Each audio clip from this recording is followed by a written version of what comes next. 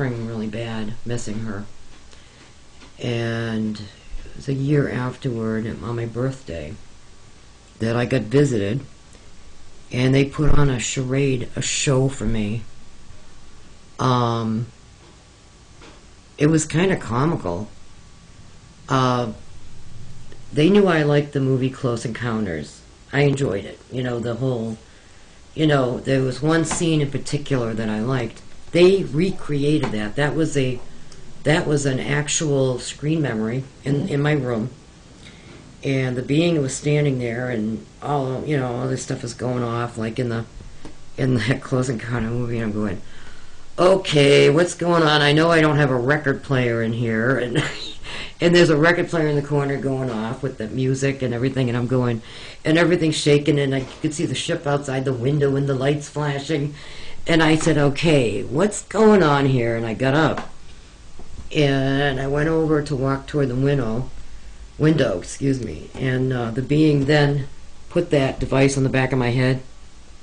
I was, all that happened was I was immobilized and I couldn't see anything, but I was still conscious that something was happening. Next thing I remember is waking up on a table, and there must have been about 30 of the beings with the big eyes, all watching me like a medical thing. And then I was able to get up, walk around, and move, and they're all watching me. It was bizarre.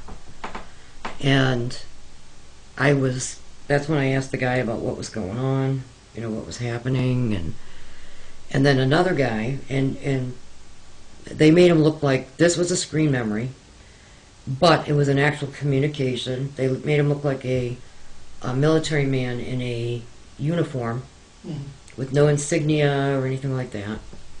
But I knew he wasn't human because of his height. They can't, that's the only thing, they cannot change their height.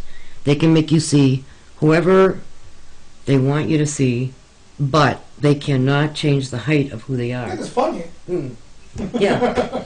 So I figured, okay, I know this person is not a black military man, but I went along with it, you know. And we sat on like a bench in the corner, and we were talking, and he started talking about dimensions, how they could control other dimensions, that they could interact in other dimensions. And he's smiling when he's telling me this. And I said, even where people go when they die? And he said, yep, I was waiting for you to ask that. Like he was real happy about it. And I said, well, can I see my friend? And he said, sure. And it was almost like this was like a birthday present for me. And I swear, I was taken to a part of the ship, and there was a window-like structure, but it wasn't against a wall or anything. It was just like a window structure floating in midair. And I looked into it, and I could see this other dimension. And I'm like, well, that's pretty weird. You know, and I saw green grass, you know, and I'm like, okay. And then all of a sudden, coming down, lowering down, I could see and I recognized the legs of my friend. And as she started coming down further, because it looked like, when I looked into that window thing, there was a distance down, maybe about 20 feet. And I was worried, oh, she's going to fall. So I reached in, and they're trying to control me. Don't grab her, you know. And I'm like, I grabbed her by the legs, and I pulled her through. And we ended up, you know, in the ship together. And she was there. This thing that they cannot do, they cannot change smell or height or any of that. I was hugging her, and she was her height. And I even looked down at the ground to make sure that she wasn't like off the ground, you know, like it was a screen memory. And I could smell her hair, I could feel it.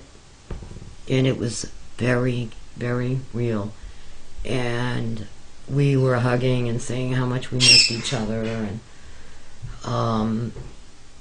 you know, we just talked, you know, and it was the best birthday present ever. Wow. Yeah, I guess until this last story, you sounded like a sane person. The last story is completely insane. Isn't it? Yeah, so you either say it's It really fantasy, or it's like it happened. You have to like somehow ground it. When did it happen? This happened in 1994. 94. I don't want to give the date because Yeah. the exact date. Yeah, that's fine. I know it sounded. A lot of these experiences I was having were very strange, and I told a local investigator here, and I said, well, it's happening every 49th day. Oh, so that's kept. That rule is universal. It was just that period. It was 49 days. It was for me every 49 days. It was So going on for years. What in astronomy? Can you Google 49 days? I don't know anything in astronomy that.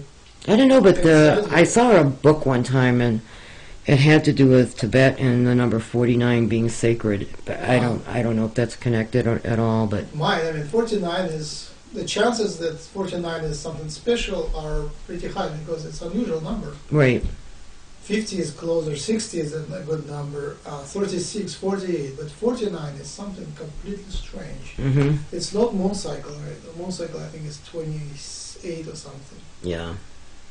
So why would they come every 49? Maybe they have calendar for each person separately? I don't know. I don't know. For me personally, I noted it. And so the researcher decided that he was going to stay at my house on the 49th day. Uh-huh. I had a couch and a love seat. I let him have the couch. I was on the love seat. And we were going to wait up all night. Mm-hmm. And That was that experience with your friend, right? that was a different night. That was Oh, a before. different story. It's a different story, yeah. Okay. Now, when I came around 11:30, we had planned on staying up all night. It came to 11:30, and I looked at him in a very hypnotic tone. I said, "I got to go to bed now." I said to him, "It's time to go to bed. Go to sleep." And he thought I was acting kind of bizarre, you know. And so he pretended he was sleeping, and he went on the couch, and he was up. And he said, I went on the couch, that love seat, and I was out. And he said he sat there and he waited, and some being came in the room and was look of anger that he was there. But they gave him a screen memory because the being didn't look anything like the little grays, what they call the little grays.